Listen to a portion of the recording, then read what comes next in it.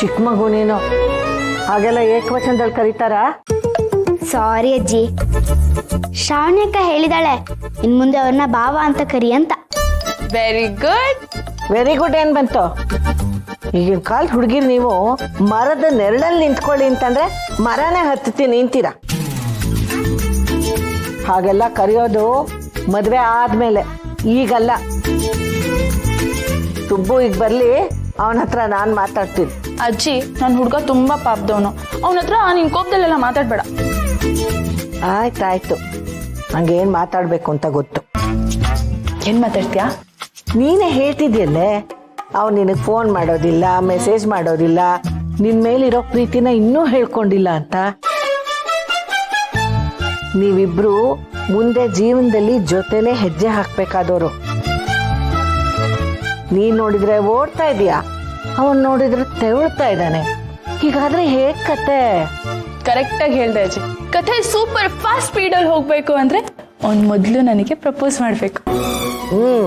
ಅದನ್ನೇ ಕೇಳ್ತೀನಿ. ಸುಬ್ಬು ಅವ್ರೆ, ಬನ್ನಿ ಬನ್ನಿ, ನೀವು ಒಳಗ್ ಬನ್ನಿ. ಅವರೇ? ನೀವೇ ನೀವೇ. ನೀನು ಅವರೇ ಅಂತ ಕರೆಯೋದು ನೋಡಿ ನಾನು ಬೇರೆ ಯಾರನ್ನೋ ಕರಿತಿದ್ದೇನೋ ಅನ್ಕೊಂಡೆ. ಇಲ್ಲ ಇಲ್ಲ, ಇನ್ ಮುಂದೆ ನಾನು ನಿಮ್ಮನ್ನ ಹೀಗೆ ಕರೆಯೋದು. ಸುಬ್ಬು ಅವ್ರೆ ಬನ್ನಿ.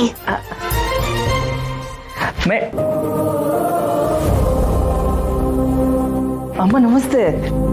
ಚೆನ್ನಾಗಿರಪ್ಪ, ಕೂತ್ಕೋ. ಅಯ್ಯೋ ಕೂರದ? ಇಲ್ಲಮ್ಮ, ನಾನು ಕೂರಲ್ಲ. ದೊಡ್ಡವ್ರ ಮುಂದೆ ನಾನು ಹೇಗೆ ಕೂರ್ಲಿ? ಇಲ್ಲಮ್ಮ. ಹಾ, ದೊಡ್ಡವ್ರು ಮಾತಾಡೋವಾಗ ಚಿಕ್ಕವರು ಇರಬಾರ್ದು. ಸರಿ ಅಜ್ಜಿ, ನಾನ್ ಬೇಗ ದೊಡ್ಡೋಳಾಗ್ತೀನಿ, ಆಮೇಲೆ ಇಂಥ ವಿಷಯಗಳನ್ನೆಲ್ಲ ಮಾತಾಡ್ತೀನಿ.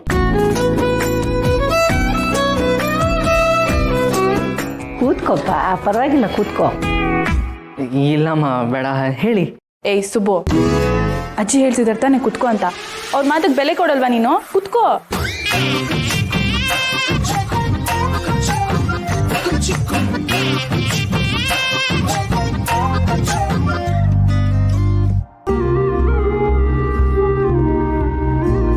ಏನಪ್ಪ ಸುಬ್ಬು?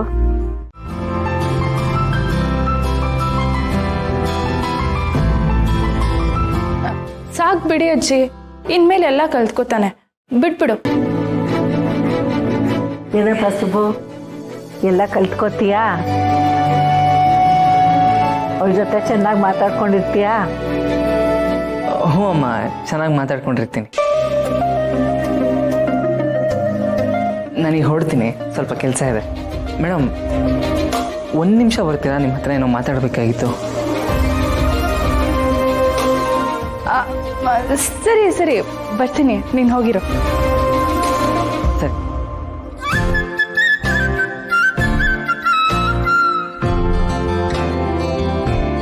ನೋಡ್ದಿ ಅಜ್ಜಿ, ನೀನ್ ಹೇಳಿದ್ ಎಷ್ಟು ಬೇಗ ವರ್ಕೌಟ್ ಆಯ್ತು. ಬುದ್ಧಿ ಹೇಳ್ತಿದ್ದ ಹಾಗೆ ನಿಮ್ ಜೊತೆ ಮಾತಾಡ್ಬೇಕು ಅಂತ ಕರೀತಾ ಇದ್ದಾನೆ. ನಾನು ಹೋಗಿ ಮಾತಾಡ್ಬಿಟ್ಟು ಬರ್ತೀನಿ. ಆಯ್ತು, ಹೋಗು. ಹಾ, ಪ್ರೀತಿ ಮಾಡೋದು ನೀವಿಬ್ರು, ನಿಮ್ಮಿಬ್ಬರಿಗೂ ಮಧ್ಯ ಮಾತಿನ್ಕೊಂಡಿ ನಾನು. ಆಯ್ತಾಯ್ತು, ಹೋಗು. ಅದೇನ್ ಮಾತಾಡ್ತಾನೋ ಕೇಳು. ಸರಿ ಅಜ್ಜಿ, ಹೋಗಿ ಬರ್ತೀನಿ. ಅಯ್ಯಬ್ಬ,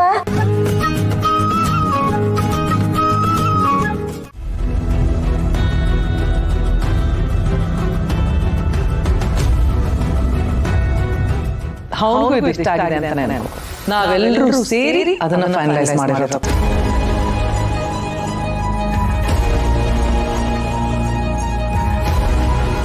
ಏನ್ ಸುಬ್ಬು, ಅಜ್ಜಿ ಮುಂದೆ ಮಾತಾಡೋದಕ್ಕೆ ನಾಚಿಕೆನಾ?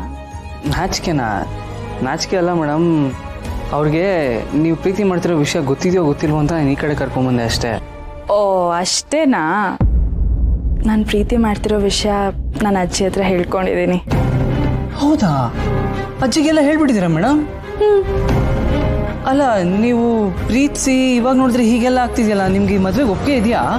ಅಪ್ಪ, ಈಗ ಕೇಳ್ತಿದ್ಯಾ ಈ ಮಾತನ್ನ? ಈಗ ಕೇಳೋದ್ರ ಬದಲು ಮದ್ವೆ ಆಗಿ 4 ವರ್ಷ ಆದ್ಮೇಲೆ ಕೇಳ್ಬೇಕಾಗಿತ್ತಲ್ವಾ ಒಪ್ಕೆನಾ ನಿಮಗೆ ಅಂತ. ಏನ್ ಸುಬ್ಬು, ಈ ವಿಷಯನ ಈಗ ನೀನ್ ಕೇಳೋದು? ಹಂಗಲ್ಲ ಮೇಡಮ್, ನನಗೆ ಏನು ಹೇಳ್ಬೇಕಂತಾನೆ ಗೊತ್ತಾಗ್ತಾ ಇಲ್ಲ. ಅಲ್ಲ ಮೇಡಮ್, ನೀವು ಒಪ್ಕೊಂಡಿದ್ದೀರ ಅಂದರೆ ನಂಗೆ ನಂಬಕ್ಕೆ ಆಗ್ತಾ ಇಲ್ಲ. ಹೌದಲ್ವಾ, ನಾನು ನಿನ್ನ ಹತ್ರ ಈ ವಿಷಯನೇ ಹೇಳ್ಕೊಂಡಿರಲಿಲ್ಲ. ಹೋಗಲಿ ಬಿಡು, ಈಗ ಆ ವಿಷಯ ಮಾತಾಡೋಕ್ಕೆ ಟೈಮೂ ಅಲ್ಲ. ಮದುವೆ ಆದಮೇಲೆ ಈ ವಿಷಯ ಹೇಳ್ತೀನಿ. ಆದರೆ ನಾನು ಇದ್ಕಿದ ಹಾಗೆ ಈ ಮದುವೆಗೆ ಒಪ್ಕೊಂಡಿರೋದಕ್ಕೆ ಕಾರಣ ಅಪ್ಪ ನನ್ನ ಹತ್ರ ಬಂದು ನಿನಗೆ ಮದುವೆ ಫಿಕ್ಸ್ ಮಾಡಿದ್ದೀನಿ, ಅದು ಇಂಥ ಹುಡುಗನ ಜೊತೆ ಅಂತ ನನಗೆ ಹೇಳಿದಾಗ ನಾನು ಒಪ್ಕೊಳ್ದೇ ಇರೋಕ್ಕಾಗತ್ತಾ? ಅಂದರೆ ಯಜಮಾನ್ರ ಮನ್ಸಿಗೆ ಬೇಜಾರಾಗಬಾರ್ದು ಅಂತ ನೀವು ಈ ಮದುವೆಗೆ ಒಪ್ಕೊಂಡ್ರಾ ಮೇಡಮ್? ರೋಗಿ ಬಯಸಿತ್ತು ಅದೇ, ಡಾಕ್ಟರ್ ಹೇಳಿದ್ದು ಅದೇ. ಅದ್ರಲ್ಲಿ ಬೇಜಾರಾಗೋ ಮಾತು ಎಲ್ಲಿಂದ ಬಂತು? ಅಪ್ಪ ಏನೇ ಮಾಡಿದ್ರು ಅದು ನನ್ನ ಖುಷಿಗೆ ಅಂತ ನನಗೆ ಗೊತ್ತು. ಅಪ್ಪ ಅದಕ್ಕಿಂತ ಹೆಚ್ಚಾಗಿ ಇನ್ನೊಂದು ಮಾತು ಹೇಳಿದ್ರು, ನಮ್ಮಿಬ್ಬರಿಗೆ ಓಕೆ ಅನ್ನೋದಾದರೆ ಮದುವೆ ಆದಮೇಲೆ ನಾವು ಈ ಮನೆಯಲ್ಲೇ ಇರ್ಬೋದು ಅಂತ.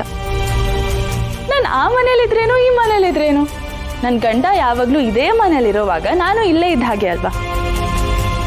ನಾನು ನನ್ನ ಗಂಡನ ಜೊತೆ ಇದ್ದ ಹಾಗೂ ಆಗುತ್ತೆ, ನಮ್ಮ ಅಪ್ಪನ ಜೊತೆ ಇದ್ದ ಹಾಗೂ ಆಗುತ್ತೆ.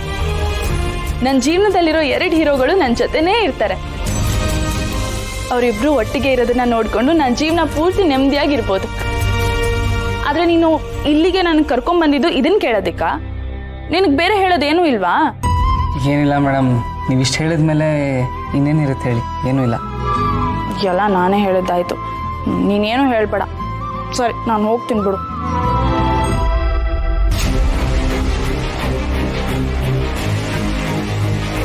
ಅಂದರೆ ಯಜಮಾನ್ರ ಮಾತುಗೋಸ್ಕರ ಶ್ರಾವಣಿ ಮೇಡಮ್ ಅವ್ರ ಮನಸ್ಸೇ ಬದಲಾಯಿಸ್ಕೊಂಡ್ಬಿಟ್ರಾ?